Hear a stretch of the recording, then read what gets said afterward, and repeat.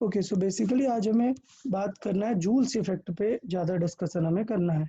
So already Seebeck, Thompson और पेल्टियर्स effect हो गए, हमें बेसिकली आज बात करना है जूल्स इफेक्ट में।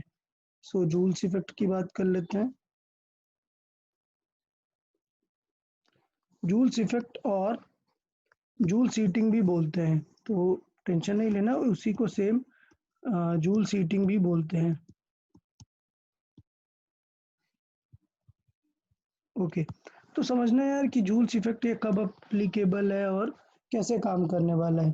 सो जूल्स हीटिंग की अगर हम बात करें तो जूल ने एक सिंपल सा लॉ दिया हुआ है कि इन एनी कंडक्टर, ठीक है। सो ये कोई कंडक्टर है, ये कंडक्टर है और इसका अपना एक रेजिस्टेंस भी होगा, ठीक है। सो इसका अपना एक रेजिस्टेंस भी होगा। सो कोई कंडक्टर हो सकता है या बेसिकली कोई रेजिस्टर भी हो सकता है। तो अगर किसी कंडक्टर या रेजिस्टेंस के बीच में वोल्टेज डिफरेंस है, मतलब ये V1 है और ये V2 है, ठीक है, और इसमें हम चार्ज पास करवा रहे हैं, इसमें हम चार्ज पास करवा रहे हैं, लेट्स से कुछ dq अमाउंट का चार्ज पास करवा रहे हैं। तो joules heating is like work done. Okay, मतलब बहुत ही स्ट्रेट सिंपल पैटर्न बोले कि जूल्स हीटिंग क्या चीज़ है। सो जूल्स हीटिंग है कि ये जो W is equal to V Q हमें पता है, ये उसी का फॉर्मेट है कि if potential difference is dV, so if across a conductor, so across a conductor or resistor, delta V is potential difference and dq charge is passed. Okay, so dq charge is passed for let's say dt time,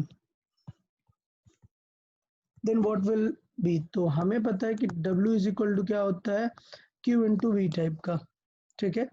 तो मतलब ये हुआ कि एक type का work done ही जो है वो हम Q इंटू वी के फॉर्मेट में लिख सकते हैं।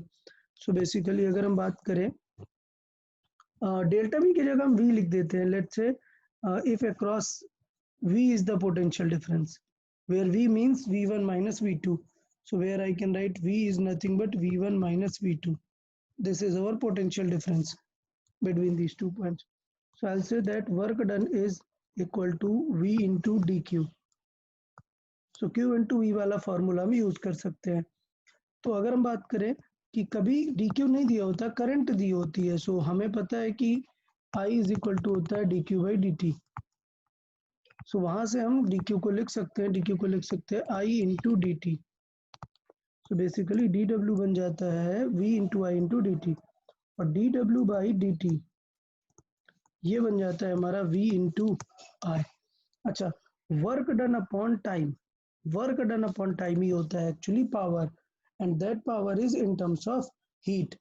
सो जो जूल्स इफेक्ट है वो बेसिकली हमें फॉर्मूला देता है किसका, थर्मल पावर का, थर्मल पावर। सो यहाँ पर जो होगा P वो क्या हो जाएगा V इंटू आई, ठीक है। Thermal power is V into I, ये हमारे पास फॉर्मूला हो गया। बट सपोज अगर हम बात करें तो साइड में हम ये चीज़ लिख सकते हैं, V is equal to I R होता है। तो अगर हमें कभी ज़रूरत पड़ेगी तो V को हम आई आर से भी रिप्लेस कर सकते हैं। तो हम एक और फॉर्मूला बना सकते हैं, P is equal to I square R, V को लिख दिया आई आर, और दूसरा फॉर्मूला बताए I को भी लिख सकते हैं। सो I को लिख सकते हैं V by R. So formula V के टर्म्स में बन जाएगा। सो इसका मतलब सेम फॉर्मूले को हम लिख सकते हैं V स्क्वायर बाई आर, और ये फॉर्मूला क्लास 10th में आप लोगों ने पढ़ा होता है। सो जूल्स जो थर्मल पावर लिबरेटेड होती है across any resistor, that can be represented with this I square R और V स्क्वायर बाई आर। तो ये जूल्स इफेक्ट है, जूल्स हीटिंग है। अगर हम बात करें सीधी तो across a resistor joules heating इस तरीके से हम बात कर सकते हैं, ठीक है। नाउ सपोज ये जो पावर है ये किसी टी टाइम तक के लिए वर्क कर रही है, ठीक है। So heat liberated in T time. So heat, so heat liberated in time t. Suppose t time पे हमें चाहिए कि हीट कितनी निकलने वाली है. सो फॉर्मूला क्लियर है. हीट इज इक्वल टू क्या हो जाएगा, थर्मल पावर इनटू टाइम. ठीक है, बिकॉज हमें पता है पावर इज इक्वल टू होता है कितना वर्क डन अपॉन टाइम और हीट ओवर टाइम. ठीक है, तो ये थर्मल पावर का हमारा जो है पावर का फॉर्मूला रहेगा. सो अगर हीट की बात करेंगे, एच की बात करेंगे, तो ये हो जाएगा वी आई इंटू टी. ठीक है, अगर दूसरी बात करें, so we can also write it I square R T, और we can write v square by r into t. So like that also we can represent the joules heat. Okay, so basically ये joules का formula था. joules में simple सी बात है कि अगर एक रेजिस्टर में चार्ज जा रहा है और करंट जा रही है, तो एक रेजिस्टर या एक कंडक्टर में अगर करंट जा रही है, suppose there is a current I and there is a potential difference. ठीक है, और I will say it is just a resistor. So if it is a resistor, there will be always a heat evolved. ठीक है, so अगर हम एक resistor में current pass कर रहे हैं, there will be always a heat और thermal power developed which is I square into R. तो इस तरीके से हम एक सिनेरियो बोल सकते हैं कि जो हीट डेवलप होगी वो हमेशा आई स्क्वायर आर के फॉर्मेट में लिख सकते हैं. अगर एक रेजिस्टर है, आई स्क्वायर आर टी टाइम तक अगर करंट पास हो रही है. तो ये फॉर्मूला आपने क्लास 10th में पढ़े होते हैं. किसी को इनमें ज़्यादा डाउट है क्या, कोई बताए? Are these formulae okay to everyone?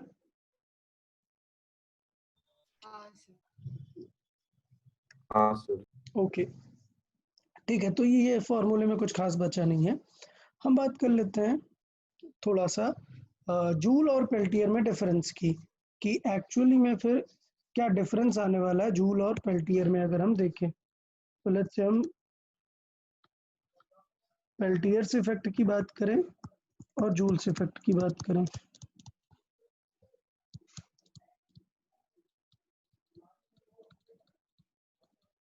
Okay, so Peltier और जूल्स इफेक्ट में अगर मैं कंपैरिजन करने का ट्राई करूं, तो सबसे पहला मतलब बहुत ही सिंपल कंपैरिजन क्या देखने को मिलेगा, आप लोग ही बताना स्टार्ट करें. चले लेट्स सी, आप लोग बताएं what can be the common difference in Peltier and joules effect. Peltier में डिफरेंट मेटल्स होते हैं, जूल में सेम मेटल में. ओके, एक्चुअली डिफरेंस बताना है हमें. और क्या एग्जैक्टली डिफरेंस आप रेफर कर रहे हो? तब पेल्टियर में वो दो डिफरेंट मेटल्स में हीट ओके, ट्रांसफर होता है. और जूल्स में एक सिंगल मेटल में भी पॉसिबल है. ठीक है, हाँ. तो उसमें एक जंक्शन पे पॉसिबल है और ये पूरे मेटल पे होता है. So of course very good. ये it take place at junction. So it take place at junctions, क्योंकि इसे दो मेटल्स का जंक्शन चाहिए, जबकि ये पूरा काम करता है मतलब throughout the metal. So it take place across the whole metal or entire metal, across the entire metal. Anything else? Sir वो जूल्स हीट है वो टाइम पे डिपेंड करती है और वो नहीं, पेल्टियर से पे. टाइम पे तो वो भी डिपेंड करेगा. टाइम की जगह पर ये इंपॉर्टेंट है. ओके ओके, ये जो पेल्टियर सीट है, अगर हम एच पेल्टियर की बात करें, तो वो सिर्फ डिपेंड करता है कि कितनी करंट आप पास करोगे. ये बहुत ही अच्छी चीज़ है. ओके, इसको एकदम स्टार मार्क कर लो. ये तो बहुत ही अच्छी ऑब्जर्वेशन है. मैं बता देता हूँ, जो पेल्टियर हीट है, वो प्रोपोर्शनल होती है करंट के, जबकि जूल हीटिंग में हमने देखा है जो जूल हीटिंग है वो प्रोपोर्शनल होती है आई स्क्वायर के. ओके, तो ये अच्छा ऑब्जर्वेशन था. और बताएं. सर पेल्टियर में टेम्परेचर डिपेंडेंट होता है और जूल इफेक्ट टेम्परेचर इंडिपेंडेंट होता है ना, पेल्टियर में टेम्परेचर का, थॉमसन में टेम्परेचर डिफरेंस मैटर करता है. रिमेम्बर बताया था ना, पेल्टियर तो डिफरेंट मेटल को ज्वाइन करने से ही take place.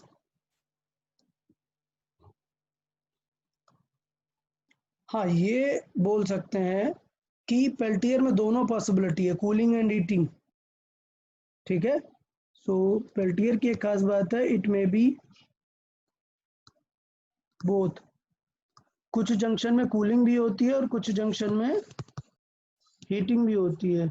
It may be both cooling and heating, जबकि जूल्स हीटिंग में सिर्फ क्या होगी, हीटिंग ओनली। सो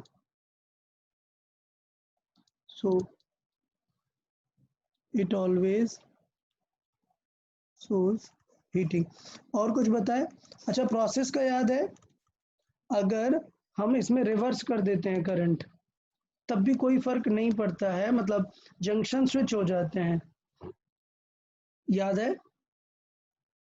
मतलब अगर करंट हमने दी तो हीट हमें मिलेगी, अगर हीट हमने दी तो करंट हमें वापस मिल जाएगी। क्लियर?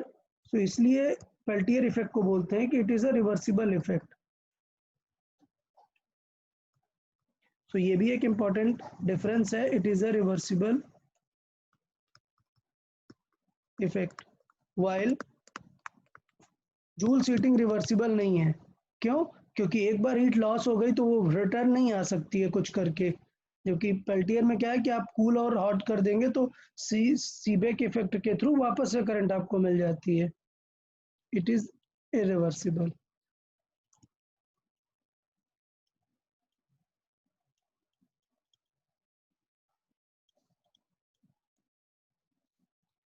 ओके, अभी बताओ सबको क्लियर है पेल्टियर और इसमें difference?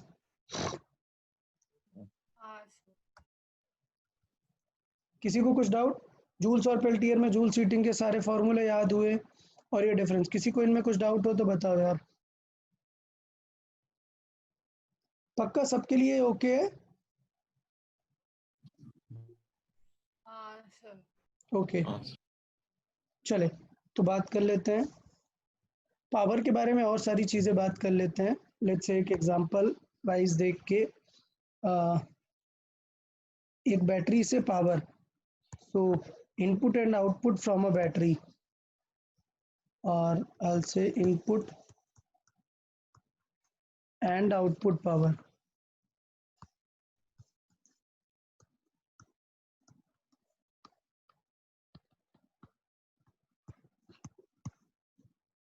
Okay, so input and output power का मतलब ये है, सपोज एक बैटरी है, ठीक है, ये बैटरी है और इसका ये इंटरनल रेजिस्टेंस है और ये एक हमारा लोड है।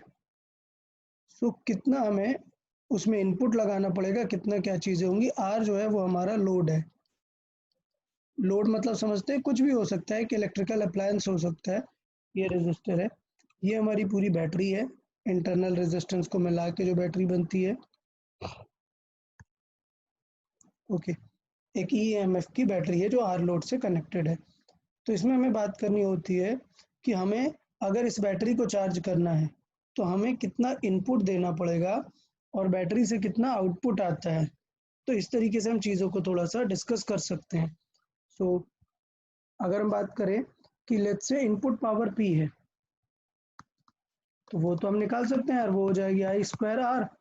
बट ये आर क्या है, ये सिर्फ लोड पे कंज्यूम्ड पावर है, this is not power from the battery. Battery की पावर तो एक्स्ट्रा होगी, ठीक है। तो इसके अकॉर्डिंग आपको समझना है कि जो पावर होगी वो किस तरीके से डिस्कस की जाएगी। तो सबसे पहले इंपॉर्टेंट चीज़ है करंट। सबसे पहले हम देखेंगे करंट। करंट क्या हो जाएगा, EMF by R total. Okay, तो ईएमएफ तो यही रहेगा और आर टोटल कितना हो जाएगा, एक तो हमारा कैपिटल आर रेजिस्टेंस प्लस एक बैटरी का इंटरनल रेजिस्टेंस, ये हो जाएगा हमारा इतना। अच्छा, ये तो हो गया करंट, ठीक। अभी लेट्स से हमें बात करनी है कि पावर डेवलप कितनी हो जाएगी अक्रॉस द लोड। सो अगर मैं बात करूं power across the load,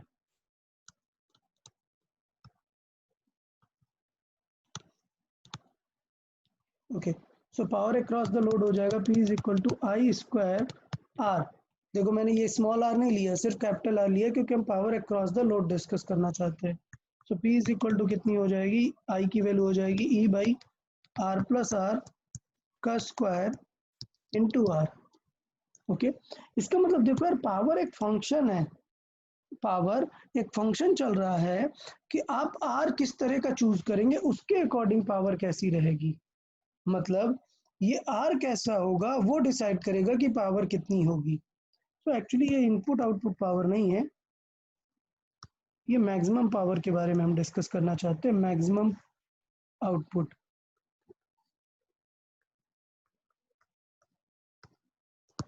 maximum power कैसे निकाल सकते हैं? सो हमें पता है कि हमें देखना है dp बाई dt कब जीरो हो जाएगा।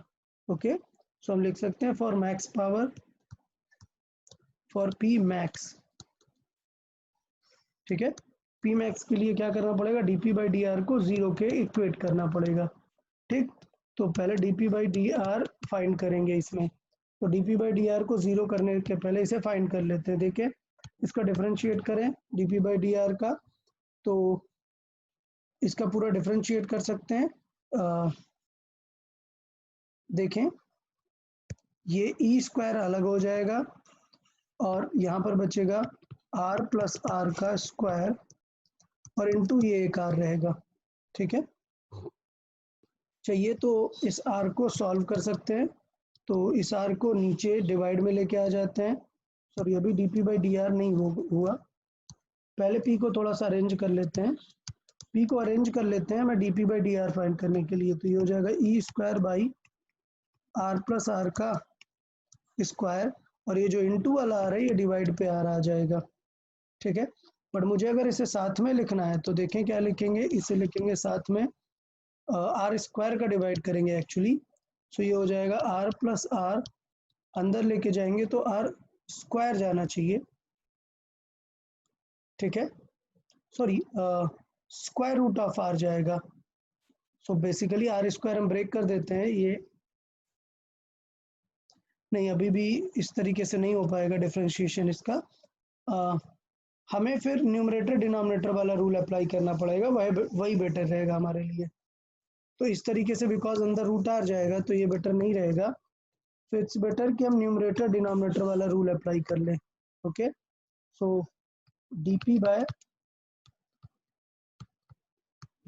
dr हमें फाइंड करना है, तो न्यूमरेटर डिनोमिनेटर वाला रूल अप्लाई करते हैं। क्या होता है, डिनोमिनेटर का square, so R plus R square है उसका ऑलरेडी स्क्वायर करेंगे, ये डिनोमिनेटर हो गया। फिर रखते हैं डिनोमिनेटर को और न्यूमरेटर का डिफरेंशिएशन, तो ये हो जाएगा आर प्लस आर का square into E square into differentiation of R, वो क्या हो जाएगा 1 माइनस ई स्क्वायर आर को रखेंगे इंटू डिफरेंशिएशन ये डबल वाले का करेंगे। सो इस डबल वाले का डिफरेंशिएशन कितना हो जाएगा 2 आर प्लस आर। ठीक है, तो इस तरीके से ये हो जाएगा हमारा डिफरेंशिएशन। अभी हमें पता है फॉर पी मैक्स, मतलब हमें मैक्स पावर निकालनी है, तो क्या करना पड़ेगा, dp बाई dr को किसके इक्वेट करना पड़ेगा, जीरो के इक्वेट करना पड़ेगा। देन तो अगर मैं इस चीज को जीरो के इक्वेट करने वाला हूँ तो ये डिनोमिनेटर तो कैंसिल आउट हो जाएगा ना पूरा, और ई स्क्वायर कॉमन आ जाएगा। तो ये आ जाएगा ई स्क्वायर ब्रैकेट में आर प्लस आर का square minus 2 R plus R. ठीक है, इज इक्वल टू जीरो हमें करना है, और ये डिवाइड में है हमारे पास R plus R to the power 4। So ये सारा कुछ डिवाइड में चला जाएगा, जीरो हो जाएगा, हमारे पास बचेगा आर प्लस आर का स्क्वायर माइनस 2 आर ब्रैकेट में R plus R is equal to zero. दोनों को एक साइड लेके जाएंगे, एक R plus R cancel out हो जाएगा। So R plus R is equal to 2 R plus R, ये स्क्वायर था तो एक पावर कैंसिल आउट हो जाएगी, so it will be R plus R is equal to 2 R. So basically at the end solve होके ये निकलने वाला है कि बैटरी का इंटरनल रेजिस्टेंस अगर लोड के जितना है, so it will give max power. So अगर क्वेश्चन में कभी भी पूछा जाए तो ये चीज आप डायरेक्टली याद कर सकते हो कि व्हेन दिस आर रेजिस्टेंस, देखो ये एक पैराबोला है, देख रहे हो P वर्सेस R क्या है, एक पैराबोला है क्योंकि R स्क्वायर टाइप का आ रहा है। तो अगर आप इसका मैक्सिमम पावर का फिगर देखें कि when it will gain a maximum power, suppose ये R रेजिस्टर है, तो ये कुछ इस तरीके से है कि R की वैल्यू डिफरेंट करने पर पावर मैक्स मिल सकती है, P मैक्स, और वो कब मिलेगी, when this R is equal to internal resistance of battery. So ये हमारा पूरा पर्सपेक्टिव था ये बताने का कि मैक्सिमम पावर कब मिल सकती है और हो कितनी सकती है, how much maximum heat can be evolve. So P max अगर हमें चाहिए तो देख लेते हैं P मैक्स कितना था, ये था E square R divided by R plus R into square. तो यहाँ से हम निकाल सकते हैं R को स्मॉल r लिख सकते हैं, सो E square small r divided by small r plus r का स्क्वायर। सो एक r कैंसिल आउट हो जाएगा, the maximum power will be E square divided by 4r square, sorry 4r it will be. So this is the maximum power across a battery, this is the maximum heat across the battery. कब मिलेगी maximum power, when output resistance is equal to the internal resistance. तो ये आपको यार याद कर लेना है, मैक्सिमम पावर का सिनेरियो जो है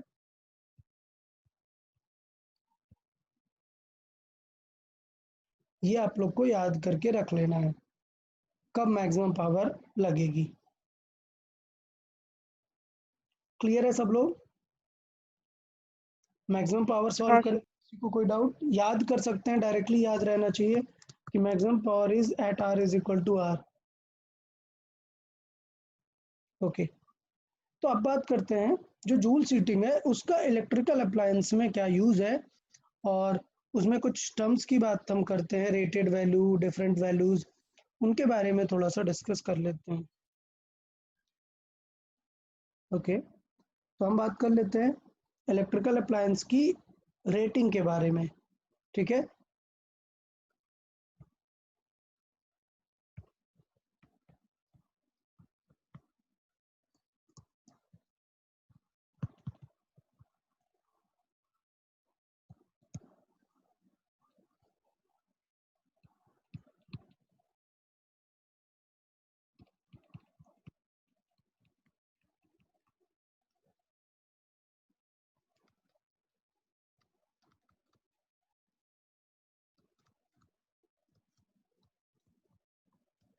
okay, so basically rated value of electrical appliances हमें जो है वो डिस्कस करना है। रेटेड वैल्यू क्या है, मैं थोड़ा सा समझाता हूँ। रेटेड वैल्यू कुछ इस तरीके से की चीज़ है, सपोज आप एक चार्जर देखते हो या एक फैन देखते हो, तो आप हमेशा देखो कि फैन पे लिखा रहता है 220 volt slash let's say 2 ampere comma 50 to 60 hertz,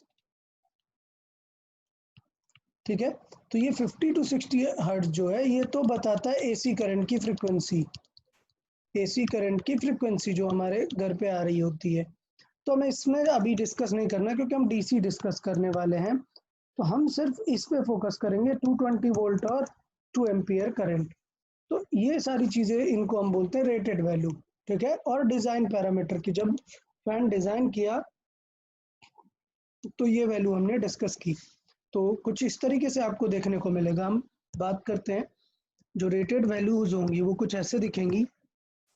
rated values कुछ ऐसे लिखी रहेंगी, 220 volt let's say 3 ampere. Okay, तो इसका मतलब ये है कि ये इसकी डिज़ाइन पोटेंशियल है, ठीक है। सो रेटेड वैल्यूज अगर ऐसे लिखी हुई है, इसका मतलब इसे बोलते हैं इसका डिज़ाइन पोटेंशियल। मतलब इस पोटेंशियल पे अगर ये काम करेगा तो मैक्सिमम करंट इस पे कितनी जा सकती है, ठीक है। सो उसको बोलते हैं यार डिज़ाइन करंट और रेटेड करंट, रेटेड और डिज़ाइन करंट। और और मैक्स करंट भी बोल सकते हैं। डिजाइन मतलब मैक्स अलाउएबल करंट, इससे ज्यादा करंट गई तो वो खराब हो जाएगा। एक तो रेटेड वैल्यू ऐसे दिख सकती हैं, कभी कभी रेटेड वैल्यू आपको ऐसे दिख सकती हैं,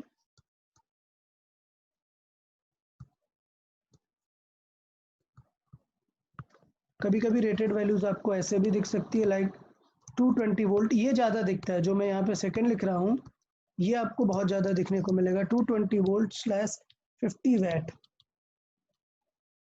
तो इसका मतलब ये क्या है, एक टाइप की पावर है, ठीक है।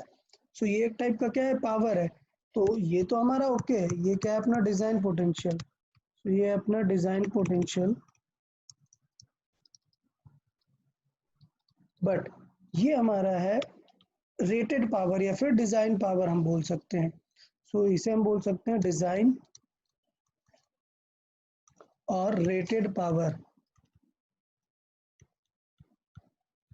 ठीक है। तो मतलब इस तरीके से हमें दे सकता है, इधर हमें ये दे सकता है और हमें ये दे सकता है, कोई भी टाइप का हमें रेटेड वैल्यूज दे सकता है। तो सबसे पहले हमें दो तीन चीजें निकाल लेनी होती है। तो देखो क्या क्या पैरामीटर्स हम यहाँ पर डिस्कस करते हैं। एक्चुअली हम यहाँ पर डिस्कस करते हैं पावर,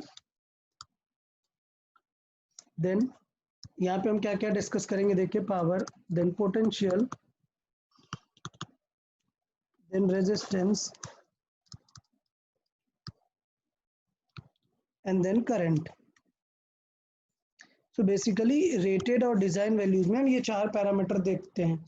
अगर हमें कोई दो पैरामीटर दिए, जैसे पोटेंशियल दिया है और करंट दिया है, तो पावर का फॉर्मूला पता है क्या होता है, V इंटू आई।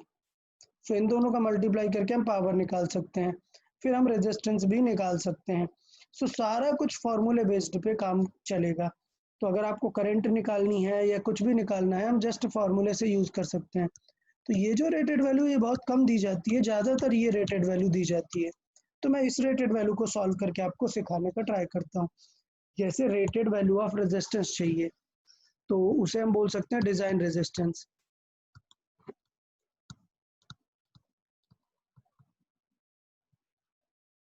Okay, design resistance R. So R अगर हमें चाहिए तो हम दो तरीके से बात कर सकते हैं। सपोज हमें क्या दिया है, यहाँ पे हमें V दिया है, हमें P दिया है। तो कोई फॉर्मूला सर्च करो यार, P का फॉर्मूला क्या होता है, P का फॉर्मूला होता है V इंटू आई। बट जब आई फाइंड करना है हमें, अगर रेजिस्टेंस फाइंड करना है, तो क्या यूज करेंगे, V स्क्वायर बाई आर। तो ये चीज थोड़ी सी समझनी है कि अगर हमें P पता है, V पता है, तो आई भी निकाल सकते हैं और हम रेजिस्टेंस भी निकाल सकते हैं। तो मैं दोनों ही फॉर्मूले यहाँ पर लिखता हूँ। फिर R इज इक्वल टू क्या हो जाएगा, P इज इक्वल टू है V square by R. So R is equal to हो जाएगा V स्क्वायर बाई P। तो बोल सकते हैं V design by P design, और ये V स्क्वायर होगा। सो इस तरीके से हम क्या फाइंड कर सकते हैं, रेटेड रेजिस्टेंस फाइंड कर सकते हैं। ये थोड़ा सा आप लोग को ध्यान देना है, रेटेड रेजिस्टेंस। अच्छा, design resistance, rated resistance also known as working resistance. कभी कभी बुक में पूछ लेता है what is its working resistance, मतलब समझ जाना क्या बताना है, सेम चीज आंसर करनी है। अब हम बात करते हैं रेटेड करंट और डिजाइन करंट।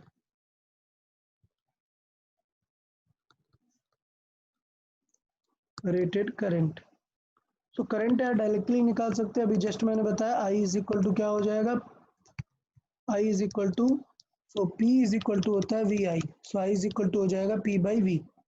सो यहाँ से बात कर सकते हैं P design by V design. अच्छा, ये बिकॉज आपको समझना है इसलिए मैं पूरा डिजाइन वर्ड लिख रहा हूँ। ऐसा एग्जाम सॉल्विंग में आपको पूरा P डिजाइन V डिजाइन लिखने की जरूरत नहीं है, ठीक है। आप जस्ट P बाई V कर सकते हैं, इतना कुछ प्रॉब्लम नहीं है। तो इस तरीके से हम दोनों चीजें फाइंड कर सकते हैं। अब पॉइंट ये कि ये फाइंड क्यों करना है, हमें ये चीजें फाइंड क्यों करना है, क्योंकि ये तो रेटेड पोटेंशियल है, ये लिखा है इतना, जरूरी थोड़े ना है कि इतना पोटेंशियल ही मिलेगा। तो इसका मतलब ये है कि ये एक रेटेड वैल्यूज दी हुई हैं, रियल में कंजम्पशन कुछ और ही होंगे। अगर मैं यहाँ पर बात करूँ कि एग्जैक्टली पावर कंज्यूम्ड कितनी होगी, वो कैसे निकाल सकते हैं। तो निकाल लेते हैं पावर कंज्यूम्ड।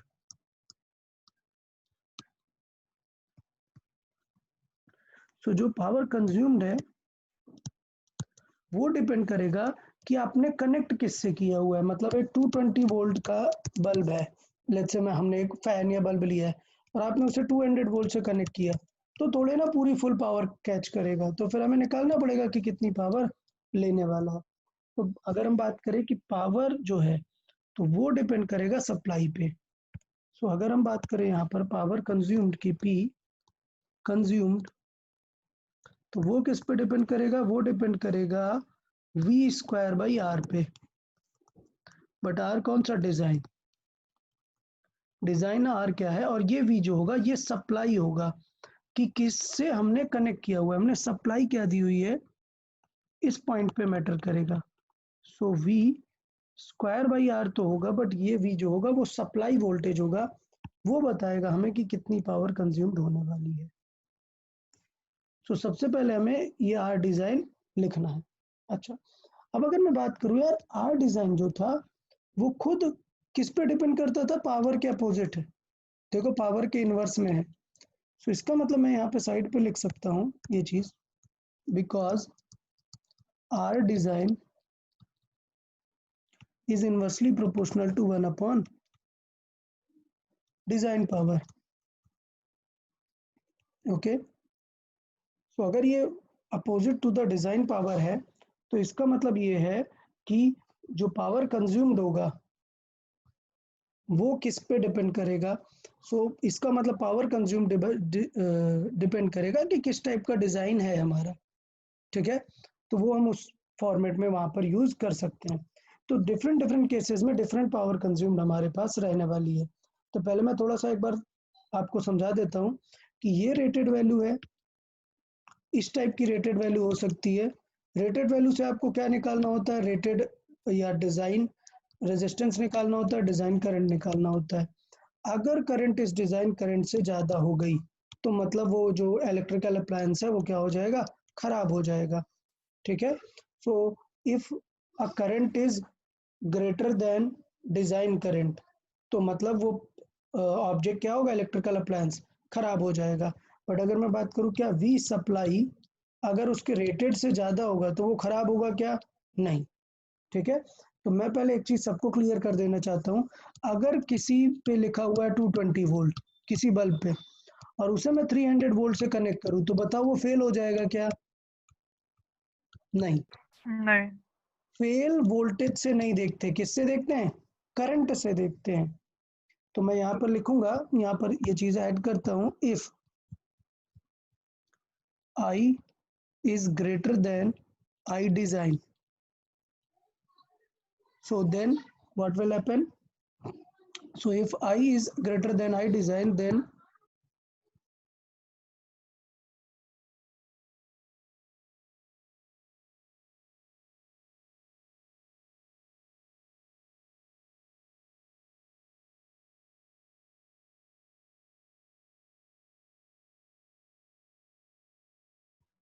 ओके, सो अगर I करंट डिजाइन करंट से ज्यादा चली गई तो अप्लायंस फेल हो जाएगा। बट वोल्टेज के लिए मे और मे नॉट बी, तो वोल्टेज से हम नहीं डिस्कस कर सकते हैं, वोल्टेज का हमें चेक करना पड़ेगा। तो यहाँ पर अगर मैं लिखूँ if we supply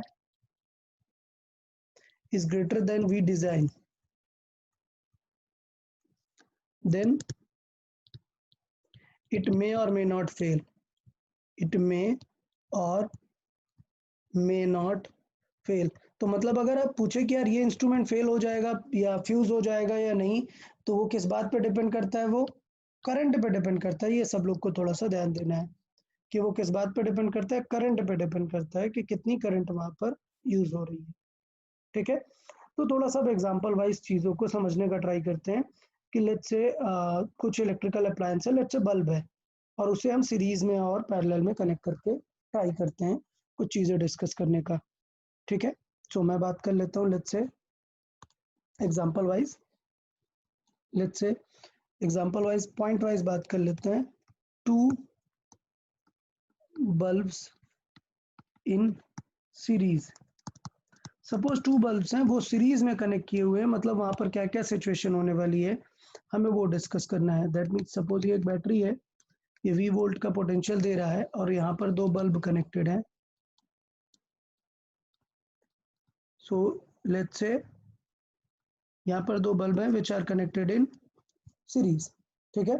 so rating of bulb की बात कर लेते हैं। Rating, so rating of bulbs,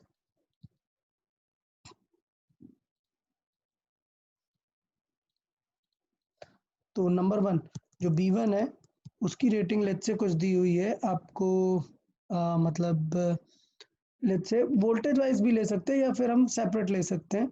so let's say ये दी हुई है 220 volt dash 50 VAT.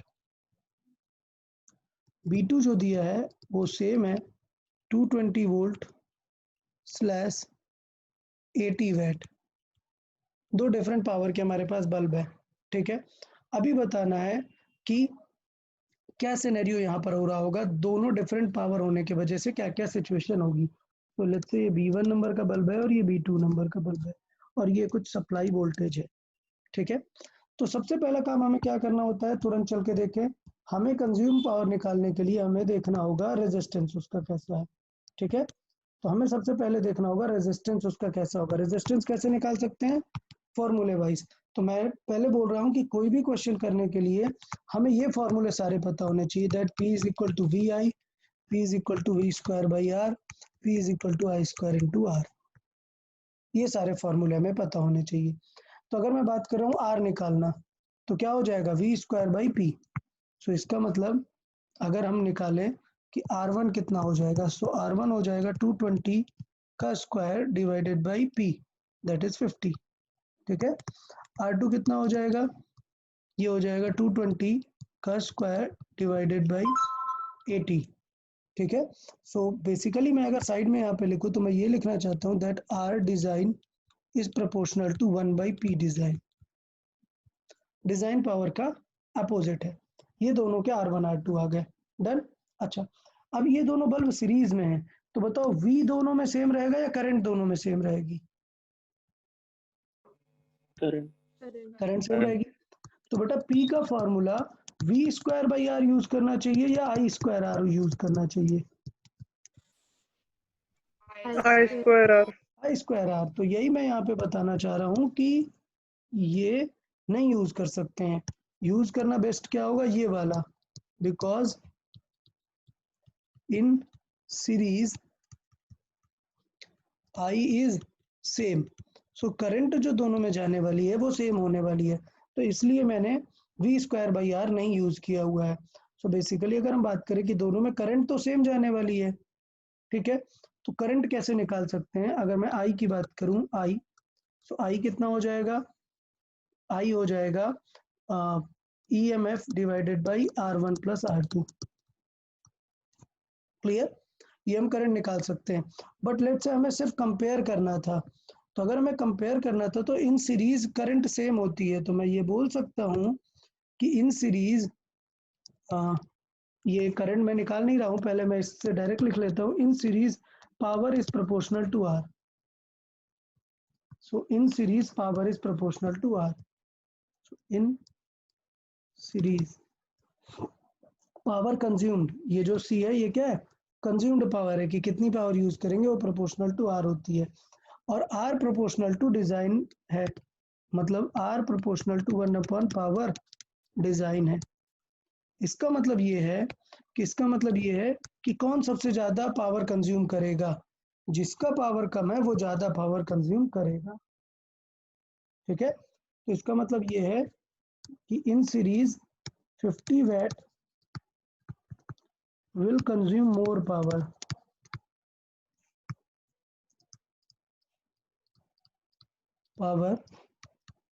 than 80 watt, ठीक है। तो ये आपको पहले समझना है कि सीरीज में प्रोपोर्शनल टू द रेजिस्टेंस मतलब inversely proportional to the power होता है। तो जिसका पावर ज्यादा वो एक्चुअली में कम पावर कंज्यूम करने वाला है। सो 50 वैट वाला ज्यादा पावर कंज्यूम करेगा और 80 वैट वाला कम पावर कंज्यूम करेगा। इसका मतलब सीरीज में जो जितना हैवी पावर का लगा दोगे ना, उतना ही वो कम पावर यूटिलाइज करने वाला है। ये हमारा कंपैरिजन है, ठीक है। अच्छा, तो पहला कंपैरिजन था who will consume more power. Number 2, comparison number 2, which bulb will fail. Okay, तो अगर हमें ये चेक करना है to check which bulb will fail, so to check which bulb will fail, क्या करना पड़ेगा, दोनों का डिजाइन निकालना पड़ेगा। सो I1 का डिजाइन वैल्यू 1 में कितनी है, तो हमें डायरेक्टली पता है P by V by I, sorry P दिया हुआ है, P is equal to V I होता है, तो I is equal to P by V। तो मतलब ये सिंपल हो जाएगा 50 बाई 220। एंड I2 में डिजाइन करंट की बात करें, वो कितनी हो जाएगी 50 बाय, सॉरी I2 में 80 है, 80 बाई 220। डन। अच्छा, अब हमें चाहिए वर्किंग, ये तो डिजाइन था, ये है डिजाइन करंट, ठीक। एक्चुअल करंट कितनी होगी,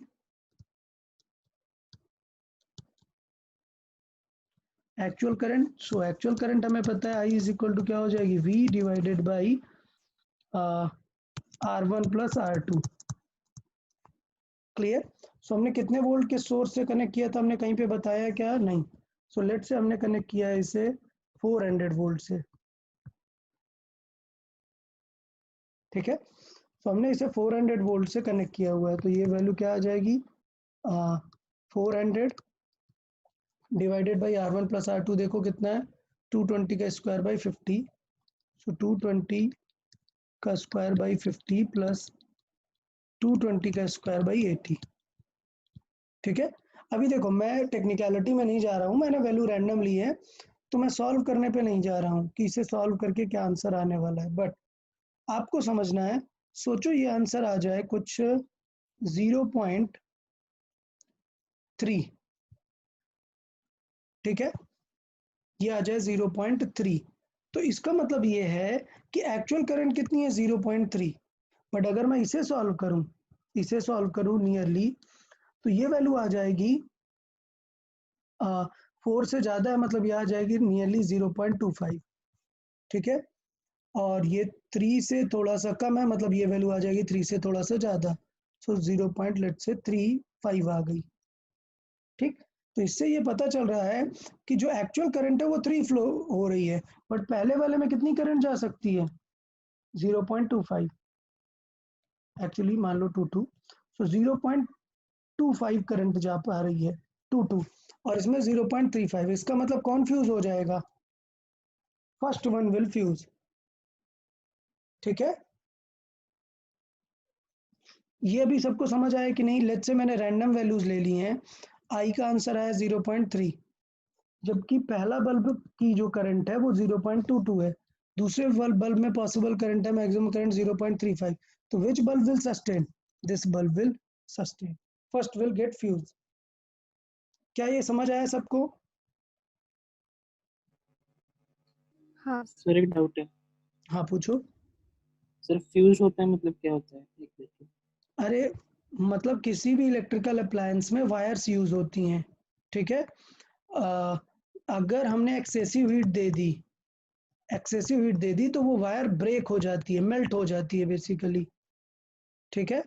तो इसका मतलब उस पे हीट क्यों निकलती है, हीट निकलती है करंट के वजह से, तो इसका मतलब उसमें रेटेड करंट से अगर ज़्यादा करंट चली गई तो हम मानते हैं कि वो इलेक्ट्रिकल अप्लायंस खराब हो जाएगा।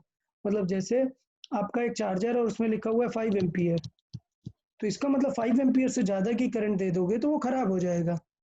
सेंटर में याद हो पीछे एसी लगा हुआ है, एसी में लिखा रहता है एसी के स्विच में 10A, ठीक है। क्यों, क्योंकि एसी नियरली जो होती है, सॉरी उसमें 20A लिखा होगा, 20A। सो एसी क्या है, एसी की जो कैपेसिटी है वो 20 एम्पियर करंट तक हैंडल करने की है, तो हम स्विच ही 20 एम्पियर का लगाते हैं, जिससे अगर कभी 20 एम्पियर से ज़्यादा करंट आ जाए तो ये स्विच खराब हो जाए रेदर देन दिस एसी, ठीक है। तो कोई भी इलेक्ट्रिकल अप्लायंस होता है उसके खराब होने की डिपेंडेंसी किस पे डिपेंड करती है, करंट पर, इस पर डिपेंड नहीं करती कि हमने उसे किस सोर्स से कनेक्ट किया है। ओके है। सर तो फिर इस केस में फर्स्ट वाला अगर फ्यूज हो गया तो उससे दूसरे सेकंड में करंट ही नहीं जाएगी ना, फिर करंट ही नहीं जाएगी, वो बात का सिनेरियो है कि फर्स्ट वाला जब फ्यूज हो जाएगा तो सेकंड में करंट ही नहीं जाएगी, बट अभी के लिए इफ मैं लिख देता हूं, इफ आई डिजाइन, अगर डिजाइन करंट कम है एक्चुअल करंट से, और आई से एक्चुअल करंट अगर उसमें ज्यादा हो जाए किससे, डिजाइन करंट से, so it will fail.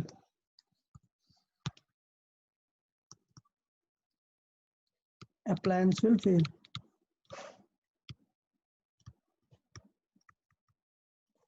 fail. और इन केस ऑफ बल्ब क्या हो जाएगा, फ्यूज हो जाएगा। ठीक है, तो अगर दो बल्ब सीरीज में लगाएं तो हम इस तरीके से उनकी पावर कंजम्पशन का कंपेयर कर सकते हैं और चेक कर सकते हैं कि वो फेल कब होंगे, कैसे नहीं होंगे, वो सारी चीजें कर सकते हैं। अच्छा, एक चीज कभी कभी पूछ लेता है ग्लो के बारे में, विच बल्ब विल ग्लो फास्टर। ठीक है, सो ग्लोइंग ऑफ बल्ब डिपेंड करता है करंट में। सो अगर मैं बात करूं कि ग्लोइंग ऑफ बल्ब डिपेंड करता है कि वो कैसा पावर कंज्यूम करने वाला है। ठीक है, मतलब इधर आप करंट निकाल दो या फिर पावर कंजम्पशन निकाल दो। तो मैं इस तरीके से लिख देता हूं, glowing of bulb, glowing of bulb वो डिपेंड करता है करंट पे कि कितनी करंट उससे पास हो रही है। ज्यादा करंट मतलब विल ग्लो मोर। सो इसका मतलब as current increases it will glow brighter. ये किसकी बात हो रही है, फिलामेंट बल्ब की बात हो रही है, क्योंकि फिलामेंट जो बल्ब होता है, ये फिलामेंट वाला बल्ब होता है, ये सिर्फ हीटिंग इफेक्ट पे ही चलता है कि कितनी ज्यादा करंट उतनी ज्यादा हीट उतना ज्यादा ग्लो करने वाला है। So as I increases it will glow brighter. Okay, so जो ग्लोइंग ऑफ बल्ब है वो डिपेंड करती है करंट पे और पावर कंज्यूम्ड पे, पावर कंज्यूम्ड। तो बताओ किस वाले बल्ब ने ज्यादा पावर कंज्यूम की, उल्टा हो गया यहाँ पर पावर कंजम्पशन का उल्टा है। ठीक है, ये देखें कि पावर जो कंज्यूम्ड है वो प्रोपोर्शनल टू आर है and inversely proportional to design power. So इसका मतलब सीरीज के केस में जो हाई पावर है वो कम पावर कंज्यूम करेगा, मतलब कम ग्लो करेगा। सो इसका मतलब यहाँ पर हम ये चीज लिख सकते हैं, क्या, it means 50 watt bulb will glow brighter,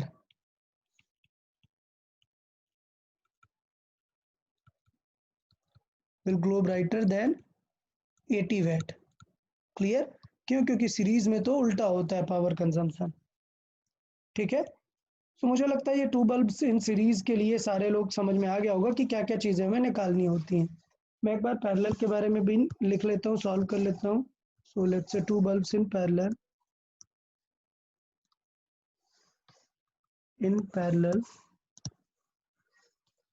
तो मुझे लगता है पैरेलल में भी अभी कोई टेंशन नहीं होगी, अभी समझ में आ गया होगा कि लेट्स से उनका रेटिंग कुछ भी है, हमने वो बल्ब्स को पैरेलल में कनेक्ट किया हुआ है।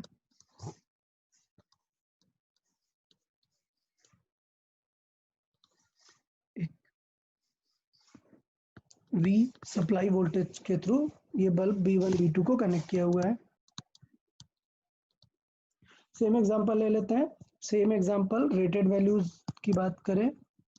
सो रेटेड वैल्यूज, मैंने एग्जांपल ले लिया हुआ है, कुछ भी हो सकती है रेटेड वैल्यूज। सो लेट्स से मैंने कुछ इस तरीके से ले लिए, 220 वोल्ट, लेट्स से 50 वैट, और B2 220 volt, let's say 80 VAT. तो इस तरीके से हमने B1 B2 ले लिया है। बट अभी खास बात देखो यहाँ पर कि यहाँ पर पोटेंशियल सेम रहेगा इस बार। तो इस बार बात करेंगे कि सॉरी, यहाँ पर जो था ये करंट वाला करेक्ट था। ठीक है, हमें V²/R की जरूरत नहीं थी। बट अभी अगर हम बात करें तो पावर कंज्यूम्ड का जो होगा वो हम V²/R वाला पार्ट यूज करेंगे, because V supply is same for both, okay, as they are in parallel. Okay, तो मुझे लगता है आगे कुछ टेंशन नहीं होगी, पहले हमें रेटेड वैल्यू निकालनी पड़ेगी। सो रेटेड वैल्यू और डिजाइन वैल्यू, तो design value of R, okay. So design value of R की बात करें, R1 की बात करें, तो वो तो डायरेक्टली हो जाएगा V डिजाइन का square by P1, okay. And R2 कितना हो जाएगा, R2 हो जाएगा V स्क्वायर, V डिजाइन का स्क्वायर डिवाइडेड बाई P2, ठीक है। बट यहाँ पर देखो कुछ इस तरीके से है that P consumed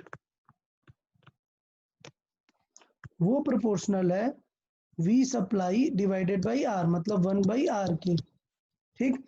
R proportional है 1 बाई P के, सो इसका मतलब ये है कि ये प्रोपोर्शनल क्या आ जाएगा, P डिजाइन।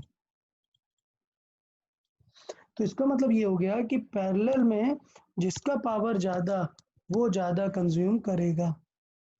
सो इसका मतलब ये है कि पैरेलल में अगर हम लगा के रखें तो क्या आंसर आएगा, 80 वैट विल ग्लो ब्राइटर। अच्छा बताओ, हमारे जो हाउस में सर्किटिंग होती है वो पैरेलल होती है, सीरीज होती है? पैरेलल। पैरेलल होती है, ओके। तो इसलिए घर पे आप जितने ज्यादा वैट का अप्लायंस लगाओगे वो उतना ज्यादा पावर कंज्यूम करेगा, समझ आया? बिकॉज पैरेलल में power consumption is directly proportional to power design. तो जो वो लिखी हुई है, लाइक अगर किसी बल्ब पे लिखा हुआ 100 वैट, तो 100 वैट पावर कंज्यूम करेगा straight.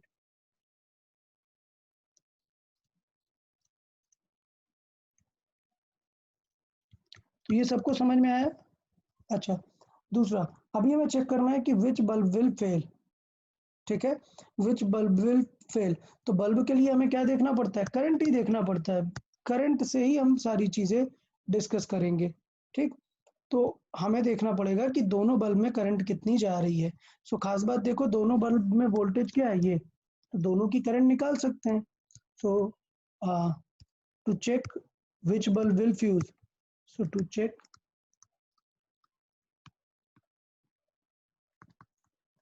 which bulb will fuse, okay. So bulb fuse अगर हमें देखना है which bulb will fuse, तो क्या करना पड़ेगा, हमें दोनों की डिजाइन करंट निकालनी पड़ेगी। सो लेट्स से I1 डिजाइन, I1 डिजाइन कितनी हो जाएगी, पावर हमें पता है, V हमें पता है, सो हम निकाल सकते हैं P is equal to VI वाले फॉर्मूले से, I will be P by V, so I will be P by V, so P is 50 watt divided by 220, okay. And I2 design जो है वो कितनी है, वो हो जाएगी 80 डिवाइडेड बाई 220। अच्छा, अब हमें चाहिए करंट कि सर्किट में एक्चुअल करंट कितनी जा रही है। तो देखो यार, पूरा सर्किट बदल जाएगा, कैसे, आर इक्विवेलेंट अलग होगा इसका, फिर हमें निकालना पड़ेगा ना करंट। सो पहले निकालना पड़ेगा आई टोटल। सो आई टोटल कितनी हो जाएगी, हो जाएगी V by R equivalent,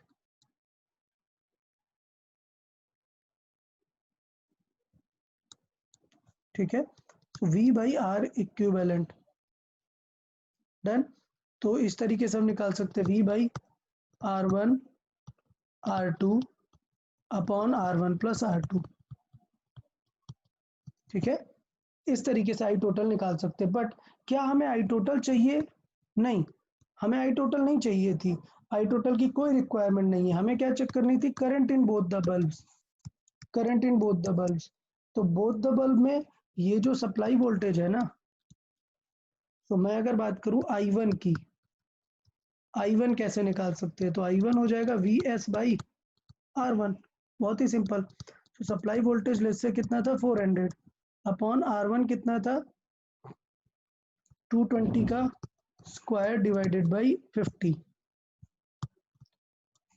and I2 चाहिए। सो I2 कितना हो जाएगा, VS बाई R2, सो ये हो जाएगा 400 डिवाइडेड बाई 220 का स्क्वायर डिवाइडेड बाई 80। तो इस तरीके से दोनों करंट निकाल लेंगे और चेक करेंगे कि अगर ये करंट डिजाइन से ज्यादा है, सो इट विल फेल। मैं फिर से बोल रहा हूं कि हम ये करंट निकाल रहे हैं इफ ये current is greater than design so it will fail. बस सिंपल सा फंडा है कि जो डिजाइन करंट है उसे एक्सीड नहीं करना है, तो फिर कोई अप्लायंस खराब नहीं होगा। तो क्या ये सीरीज और पैरेलल सबको समझ आया? हाँ ओके, सर। तो फिर मैं स्टेप फिर से बताता हूँ। देखो यार, सबसे पहली चीज आर निकालना है। सब लोग स्टेप समझे? वी एंड पी गिवन होगा, आर निकालना है, आई डिजाइन निकालना है। समझ आया? क्या निकालना है? आर निकालना है और आई डिजाइन निकालना है। फिर निकालना है आई एक्चुअल, डन। आई निकालना है। फिर चेक करना है कि अगर आई ज्यादा है डिजाइन से तो फेल हो जाएगा, और अगर नहीं है तो नहीं फेल होगा। अगर आई इंक्रीज हो गया तो मतलब क्या होगा? ग्लो करेगा, और अगर नहीं होगा तो ग्लो नहीं करेगा। तो इस तरीके से सिंपल पैटर्न हमारा है। तो बेसिकली कुछ एग्जांपल वाइज चीजें अब डिस्कस कर लेते हैं। अभी ये सब समझ में आया कि क्या चीजें फाइंड करनी है आपको। फिर से मैं लिख रहा हूँ, आर फाइंड करना है, आई डिजाइन फाइंड करना है, फिर देखना है कि आई एक्चुअल कितना है, ठीक है, और फिर उसके अकॉर्डिंग आपको आंसर करना है। डन। तो चले एक एग्जांपल देख लेते हैं फिर।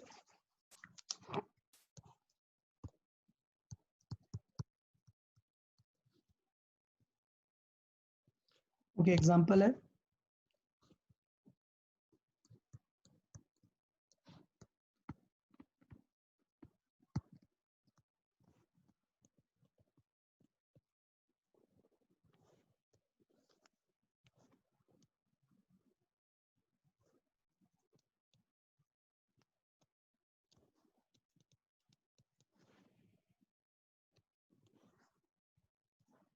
ओके। सो लेट्स से ये गिवन है हमें 3 सिमिलर बल्ब्स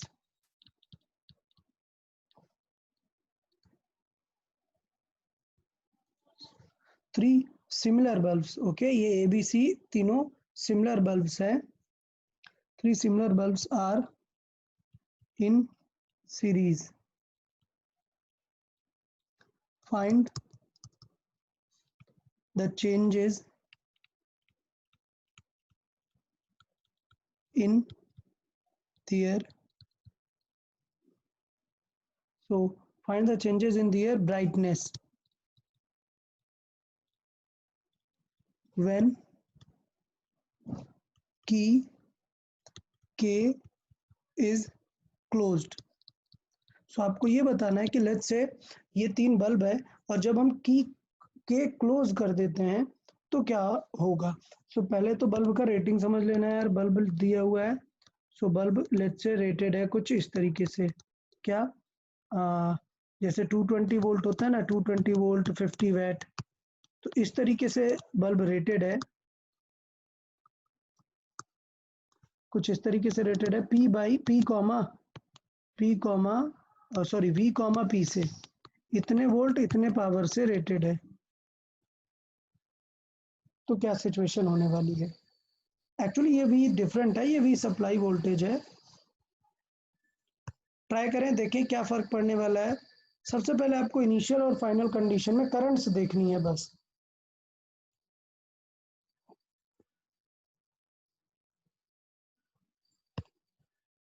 तो सबसे पहले सॉल्व करें बिफोर नहीं, सबसे पहले तो हम रेजिस्टेंस सॉल्व करेंगे। क्या?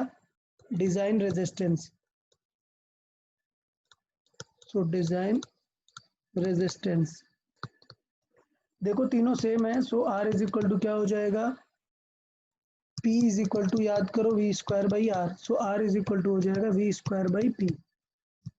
सबसे पहले डिजाइन रेजिस्टेंस दोनों का क्लियर होना चाहिए। तीनों का डिजाइन रेजिस्टेंस हो गया ये R, ठीक। अब सॉल्व करना है दोनों से situation before the key is closed.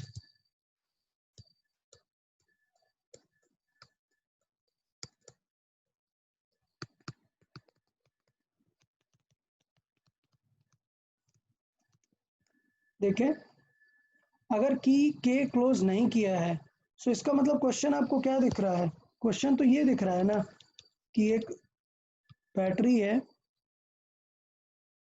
और उससे 3 रेजिस्टर कनेक्टेड हैं, ए बी सी। तो इसका मतलब अगर मैं बात करूं तो ये तीनों सीरीज में दिखेंगे ना। सो अगर की के को ज्वाइन नहीं किया हुआ है, सो आर इक्विवेलेंट कितना दिखेगा, it will B 3R। So current कितनी हो जाएगी, आई इज इक्वल टू, ये हो जाएगी V ओवर 3R, ठीक है। और बिकॉज सीरीज में है, so it will be in each bulb, because all are in series.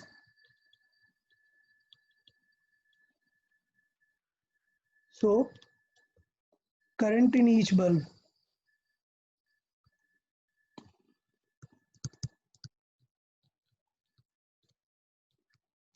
क्या हो जाएगी करंट इन ईच बल्ब, यही V/3R करके। ईच बल्ब में करंट कितनी है, V/3R। अभी सोचो हमने की के को क्लोज कर दिया है, तो क्या सिचुएशन हो जाएगी, व्हेन की के इज क्लोज्ड, ठीक है। अगर हम की के को क्लोज कर देंगे तो फिर क्या सिचुएशन होगी, देखें। सो इसका मतलब ये है कि ये 3 रेजिस्टर टाइप ही हैं, बल्ब को एज अ रेजिस्टर सॉल्व कर सकते हैं। सिर्फ फर्क क्या है कि ये की क्लोज कर दी है, इसका मतलब ये जो रेजिस्टर है ये तो शॉर्ट हो गया ना, ये काम आएगा क्या, नहीं, ये रेजिस्टर खराब हो गया, सिर्फ कौन काम आएगा, ए और बी। तो इसका मतलब इस केस में आर इक्विवेलेंट कितना हो जाएगा, कितना हो जाएगा, 2R। तभी सबको समझ आया करंट कितनी हो जाएगी, करंट हो जाएगी V/2R,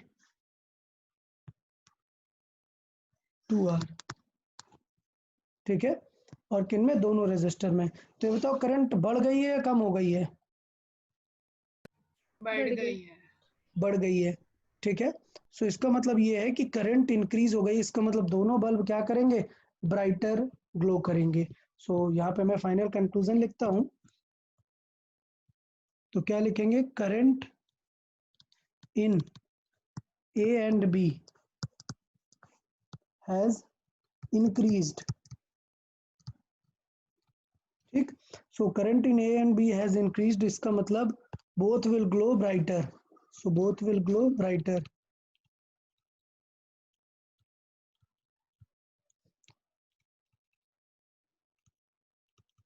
ओके, सी के साथ क्या होगा, सी के साथ उसका तो सर्किट ही शॉर्ट हो गया ना, तो फ्यूज तो नहीं हुआ है, क्या हुआ है, शॉर्ट सर्किट हुआ है। शॉर्ट सर्किट मतलब क्या हुआ होगा, जो वो करंट उसमें जीरो हो जाएगी अभी। So final current in C is zero, मतलब सडनली पूरी डिक्रीज हो गई है, तो बेसिकली सी क्या हो जाएगा, बल्ब वर्क ही नहीं करेगा, will not glow at all. Okay, so यहाँ पे लिख सकते हैं final current in C is zero, final current in C is 0, so it will not glow at all.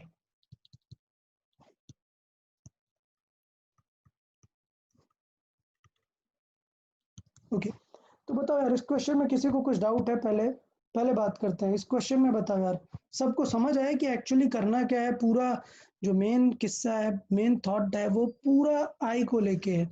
हमें रेटेड आर निकालना है, उसके बाद हमें बस आई निकालना है कि करंट कैसे चेंज हो रहा है।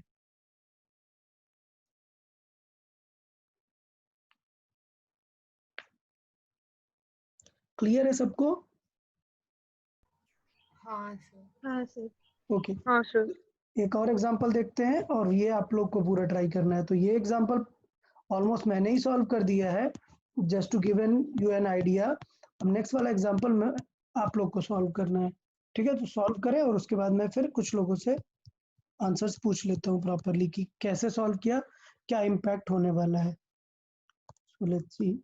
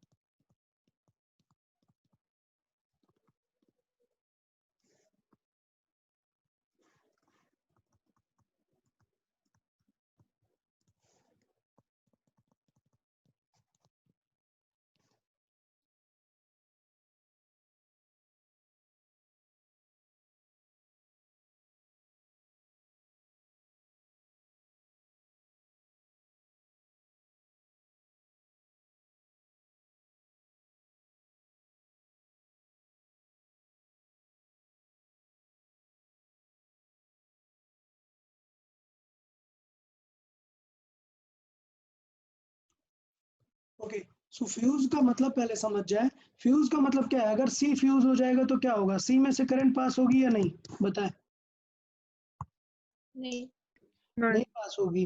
अगर सी फ्यूज हो जाएगा मतलब सी में से करंट बिल्कुल नहीं पास होगी। तो इस थॉट को देख के प्रॉपरली सॉल्व करें। देखें कि कौन ज़्यादा ब्राइट होगा, कौन कम होगा। पूरी चीज़ एकदम सॉल्व करके मैथमेटिकल एकदम आंसर करेंगे। ठीक है। सो एक 5 मिनट का टाइम लो सब लोग और इसे अच्छे से एनालाइज करके सॉल्व करो सब। Then I will ask to one by one.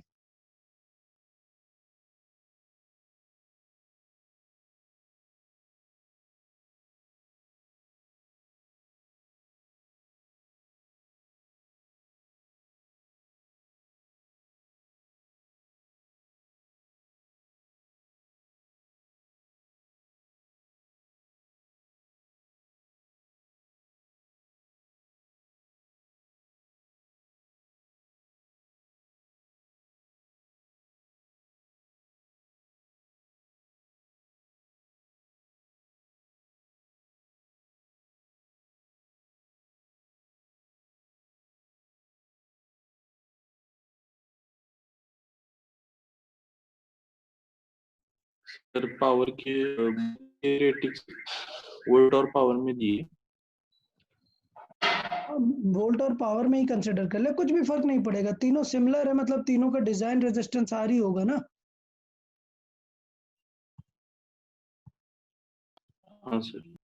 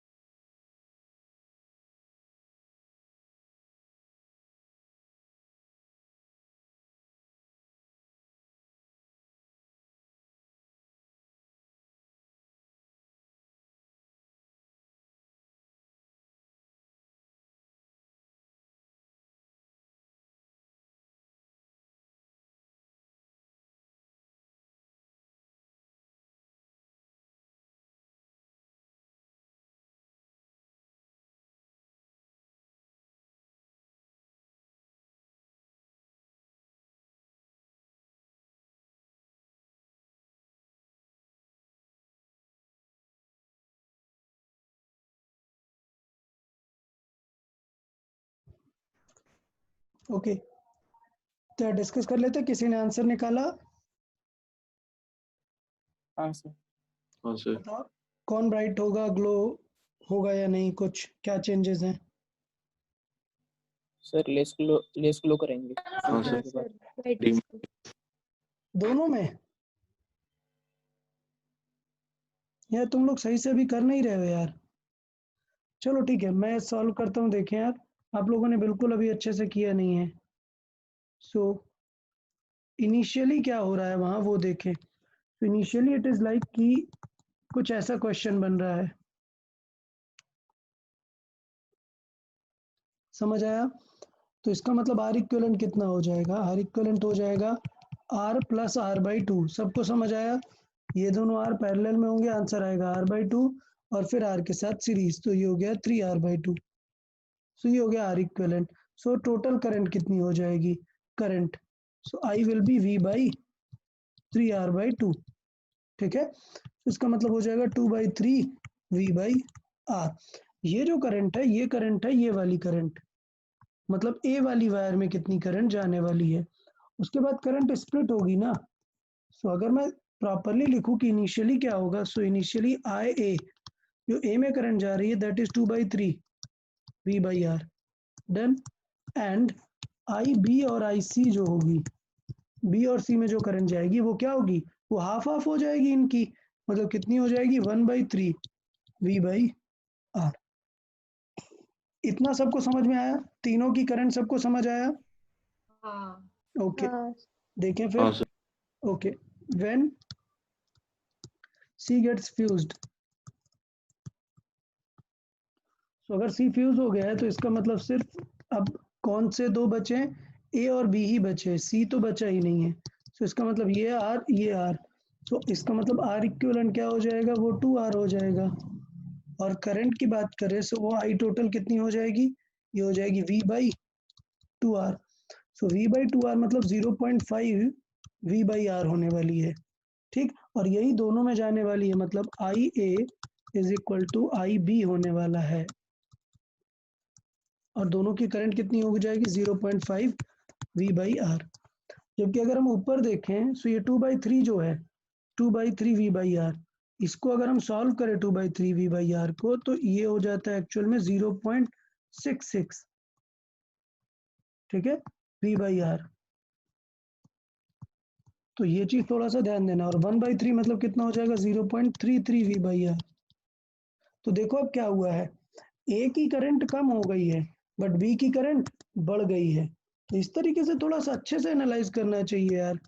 Current of A has decrease while current of B has increased, clear. तो करंट ऑफ ए क्या क्या हुई है, कहां से 0.66 से 0.5 पे पहुंच गई है, while जो B की थी वो 0.33 से पहुंच गई है 0.5 पे। तो अभी समझ आया यार, A will be dim and B will glow brighter। समझ आया यार सबको, या कोई इसमें डाउट है? नहीं सर। ओके अभी समझ आया कि कैसे करना है यार उस टाइप के क्वेश्चन। हाँ हाँ sir sir. Okay so last topic, इस पार्ट का लास्ट टॉपिक है कॉमर्शियल एनर्जी, ठीक है। सो बेसिकली इस पार्ट का लास्ट टॉपिक है कॉमर्शियल इलेक्ट्रिकल एनर्जी।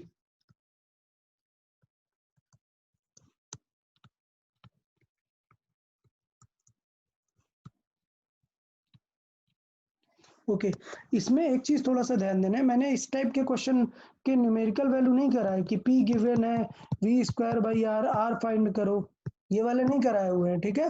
तो ये आप लोग समझ जाएंगे, ये कर लेंगे, इतना कुछ प्रॉब्लम नहीं है।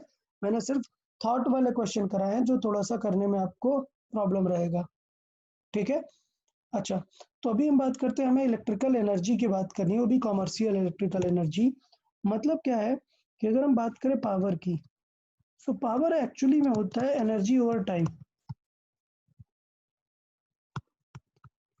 तो इसका मतलब ये है कि एनर्जी की अगर हम बात करें, so we can just write it power into time, ठीक। अच्छा पावर इनटू टाइम, अगर हम एनर्जी में, एनर्जी तो हमें पता है कि पावर इनटू टाइम लिख सकते हैं। कॉमर्शियल एनर्जी मतलब होता है कि अगर हम पावर को किस में रखें, किलोवाट में, पावर को लिखे किलोवाट में और टाइम को रखें आवर में, ठीक है। सो बेसिकली पावर अगर हम किलोवाट्स में रखें और टाइम को आवर्स में रखें, तो वो जो एनर्जी कंज्यूम्ड होती है वो हमारी कमर्शियल एनर्जी होती है, ठीक है। सो इसका मतलब हमें इस एनर्जी को बोलते हैं, इस एनर्जी को रिप्रेजेंट करते हैं कमर्शियल एनर्जी, जिसको हम रिप्रेजेंट करते हैं यूनिट से। यूनिट मतलब ऐसा कुछ नहीं मीटर या सेकंड है, जस्ट यूनिट ही बोलते हैं। जैसे आप देखते हो आपके घर का जो एनर्जी बिल आता है, मतलब जो मीटर आपको बताता है वो ऐसे बताता है कि इस मंथ आपने 200 यूनिट्स कंज्यूम की। सो बेसिकली 1 यूनिट का मतलब है, जो इलेक्ट्रिकल एनर्जी है उसमें 1 यूनिट का मतलब है 1 kilowatt hour, all right. kilowatt hour, or basically 1 unit can be written simply as 1 kilowatt hour. तो ये बेसिकली हमारा पॉइंट है कि एक जो यूनिट होता है वो 1 किलोवाट आवर होता है। मतलब जब कोई भी अप्लायंस 1 किलोवाट का अप्लायंस कितने आवर चला उसके अकॉर्डिंग हम बात करते हैं।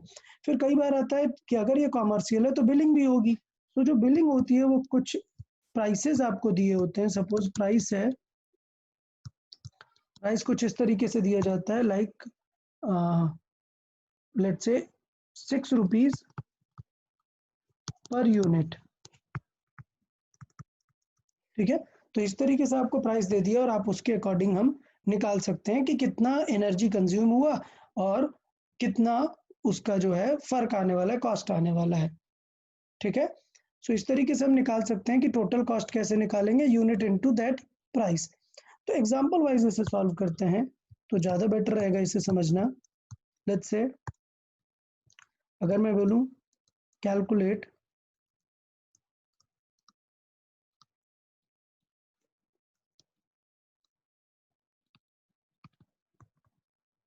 the electricity bill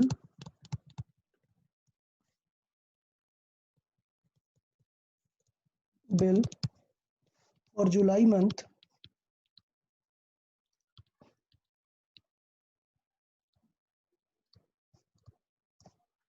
of a house having average daily use of let's say 2 use of 2 half kilowatt ACs working for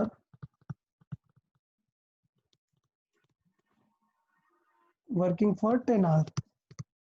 Okay, and let's say 2 100-watt fan for 8 hours, and let's say 6 bulbs, let's say 50-watt for 8 hours. Okay, तो ये consumption है, हमें let's say average consumption दिया हुआ है और हमें electricity bill निकालना है। तो बहुत ही सिंपल है, किस तरीके से इलेक्ट्रिसिटी बिल निकालते हैं, हमें देखना होगा एनर्जी कितनी कंज्यूम्ड हुई। सो एनर्जी कंज्यूम्ड हमें चेक करना होगा। तो हमें क्या लिखना है, एनर्जी कंज्यूम्ड हमें चेक करनी होती है और वो हमें किस में चेक करनी होती है, किलोवाट आवर में चेक करनी होती है। तो इसका मतलब ये है कि अगर मैं थोड़ा सा लिस्ट वाइज बात करूं, जैसे एसीज की बात करें, सो एसीज कितना पावर कंज्यूम कर रहे हैं, 2 एसीज है हाफ किलोवाट की, सो 2 इंटू हाफ कितना आंसर आएगा, 1 किलोवाट। कितने आवर काम कर रहा है, 10 आवर्स। ओके, तो एनर्जी कितनी कंज्यूम कर लेगा, इस तरीके से हम एक्चुअली फाइंड करते हैं। लेट्स से बात करते हैं हम फैन की।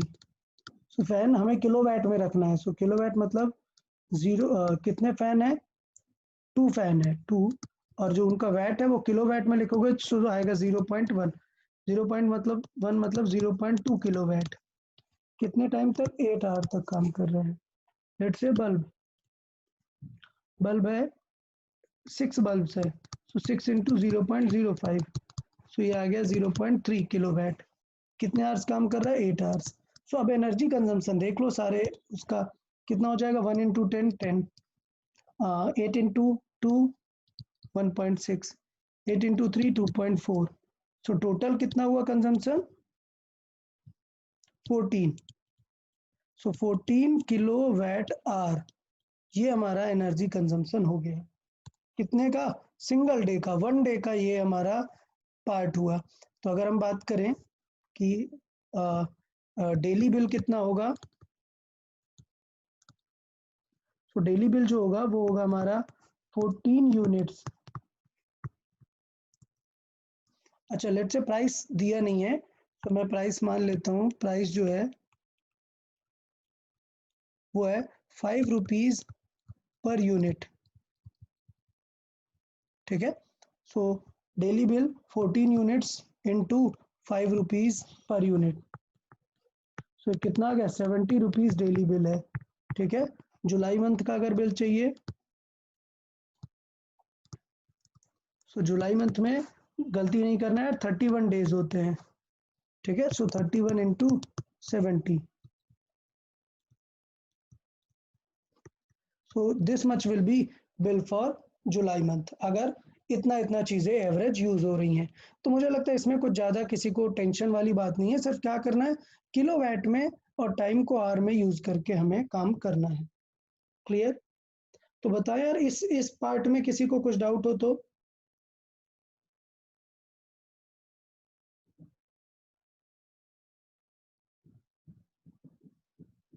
पक्का नहीं पक्का नहीं। सबको के कॉमर्शियल एनर्जी में नहीं। कैसे देखते हैं, किस तरीके से हम कर सकते हैं?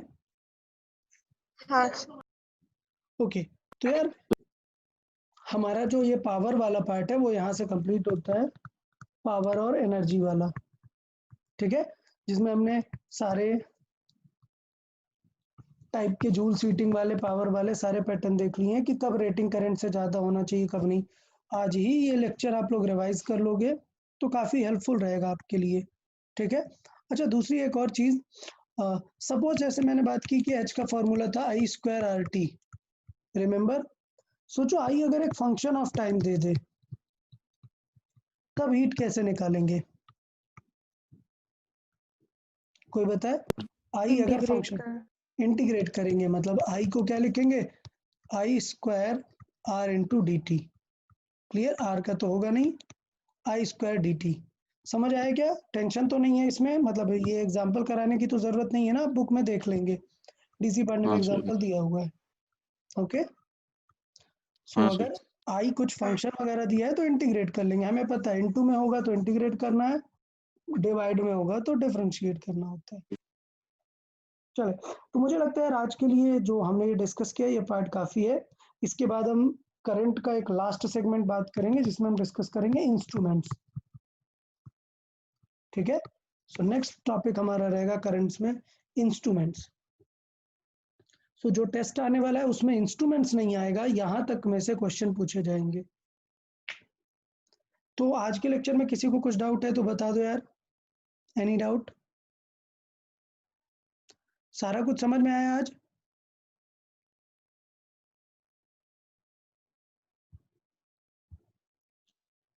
हाँ ओके